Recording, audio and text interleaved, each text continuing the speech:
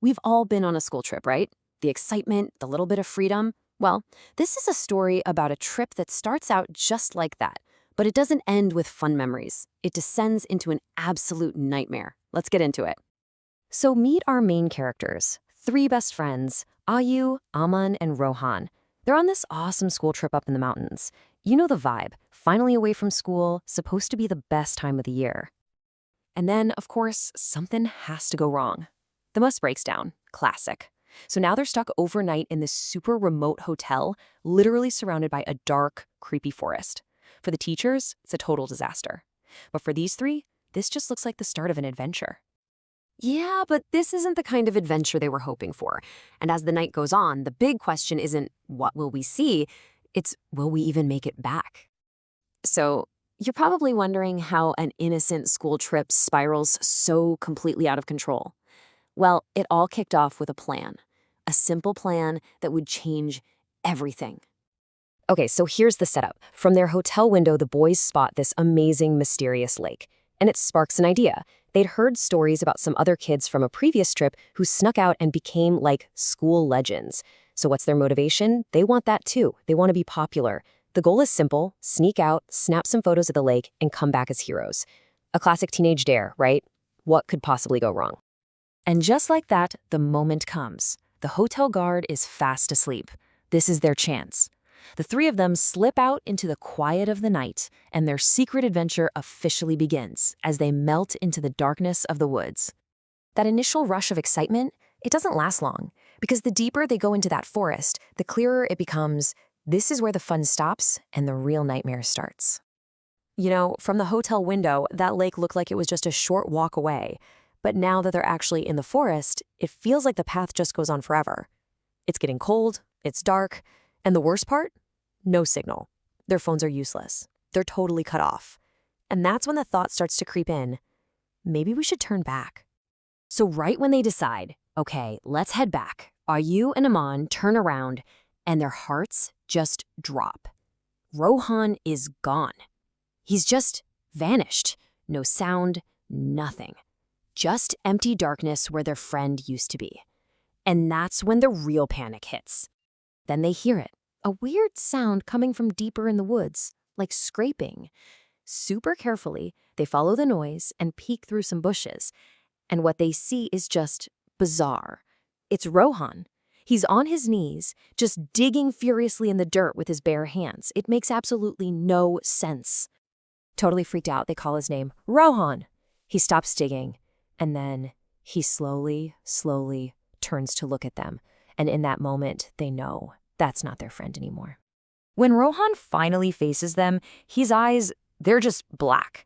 Completely black. Like two empty holes. Whatever's staring back at them through those eyes, it is definitely not Rohan. This thing in Rohan's body lets out this horrible scream and just shoves Amon down with this crazy strength. Then it just convulses and collapses. Ayu runs over to Rohan, but then he glances over at Amon, who's just sitting there on the ground, totally silent. Amon slowly raises his head, and his eyes are black now, too. The thing, it just jumped from one friend to the other.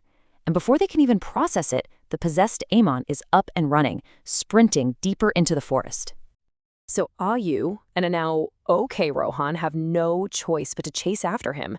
This frantic chase leads them to this old, busted-up house hidden deep in the trees.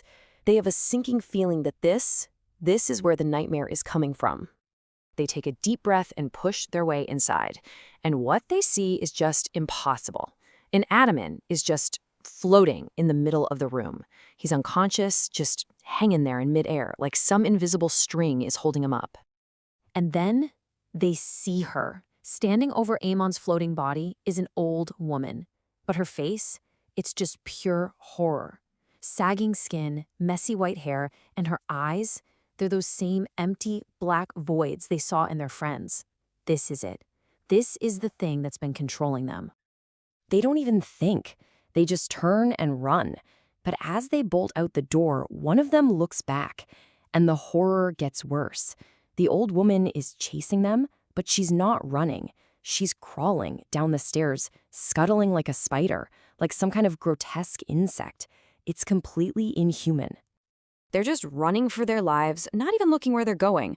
And in this awful, tragic twist, their panicked escape leads them right to the one place they wanted to find all along. They're just crashing through the forest, desperate to get away from that thing. They burst out of the tree line and they're at the edge of the lake.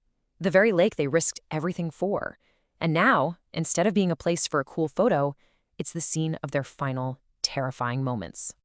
In the chaos, both Ayu and Rohan trip and fall into the ice-cold water. And right away, they feel something grabbing at them, pulling them down. Ayu struggles, he fights, and he manages to break free and get to the surface. But he has to watch, completely helpless, as Rohan gets dragged under the dark water and never comes back up.